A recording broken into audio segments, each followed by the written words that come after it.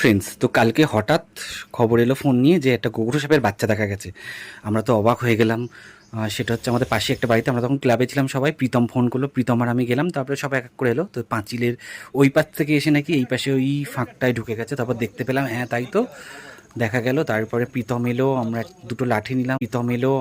দুটো লাঠি নিলাম, একটু সাহস করে ওখানে এই করতেই বেরিয়ে আসলো। তারপরে বেরিয়ে কিলবিল করে তো আমার দিকেই তেড়ে আসছিল। বাপরে বাপ! তারপরে দেখা গেল না, ওটা তো গোগরু সাপ না, ওটা ঘর চিতে, না হলে তো অত দূরে উঠতে পারবে না। তারপর দেখলাম, আর দেখে ভয় লাগলো।